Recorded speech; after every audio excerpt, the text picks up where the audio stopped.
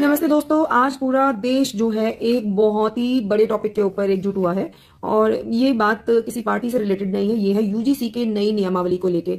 ये नियमावली जो बनी है जिसमें एससी एसटी और ओबीसी, जो कि एससी एसटी तो शायद कॉमन हो जाएगा, पर ओबीसी की जो लिस्ट है वो हर राज्य में अलग है। जिसमें अगर आप समझते हैं कि आपके राज्य में आप ओबीसी में हैं लेकिन आप दूसरे राज्य में ओबीसी नहीं होंगे, उसमें आप जनरल हो सकते हैं। तो एक खतरे की घंटी आपके लिए भी है।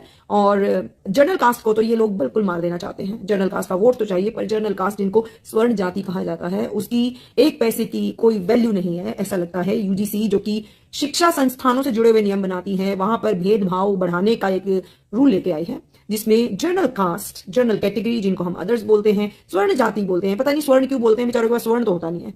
सबसे ज्यादा मार इन्हीं को मिलती है, सबसे ज्यादा कंपटीशन ये झेलते हैं, सबसे ज्यादा बेरोजगारी भी ये लोग झेलते हैं और इतना पढ़ते हैं, इतने कॉम्पिटिशन की तैयारी करते हैं, लेकिन इनको जो है वो कहते हैं कि दूसरों पर अत्याचार कर रहे हैं। Oh my god, this is the biggest lie you can hear in your life.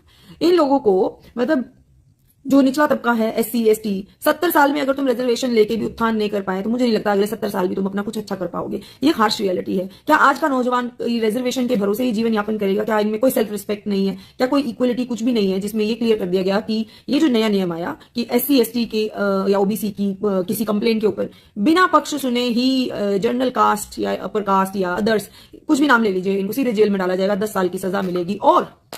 और अगर आपको अपनी इंक्वायरी करवानी है तो उस कमेटी में सिर्फ एससी एसटी के ही लोग होंगे। अब ये तो वही बात हो गई ना कि मारने वाले का ही जो है वही जज हो गया, वही गवाह है और वही डिसीजन देगा।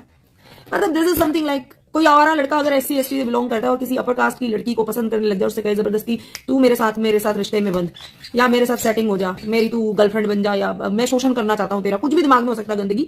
तो वो अपर कास्ट की लड़की जो है अपना कॉलेज छोड़ के घर भी बैठ गई ना, तो भी ये लड़का उसके खिलाफ एक एफआईआर करेगा और ये लड़की घर से पुलिस से उठा ली जाएगी और 10 साल की सजा होगी इसको, सब करियर जाएगा बर्बाद। यानी कि आप एक वेपन दे रहे हैं यूजीसी गाइडलाइन के हिसाब से, तो कि आप जाइए अपर कास्ट की लड़कियों के साथ आप कुछ भी घिनौना कुछ भी कर सकते हैं। क्यों? क्योंकि तुम्हारे हाथ में कानून है। या अपर कास्ट के लड़कों के साथ भी तुम कुछ भी कर सकते हो क्योंकि तुम एससी एसटी हो भाई, तुम तो देवता हो, भगवान, और तुम्हारे मुंह से जो निकलेगा वो सच है।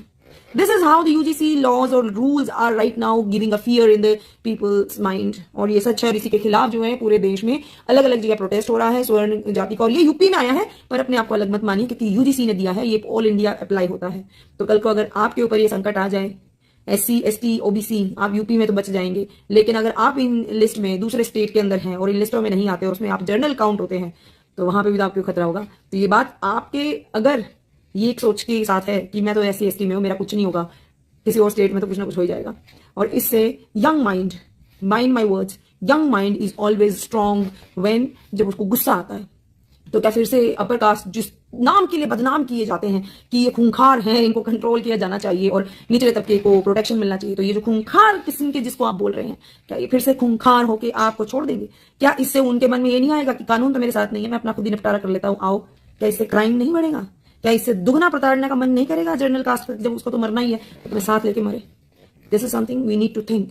ये लॉज वापस होने चाहिए या इनके अंदर ऐसे रिफॉर्म होने चाहिए जिसमें कि हाँ, जो प्रताड़ित है उसका प्रोटेक्शन हो, लेकिन दूसरे उसको ये वेपन मत दो कि वो दूसरे की जान ले ले। दादा का किया हुआ कर्म पोता क्यों भुगते?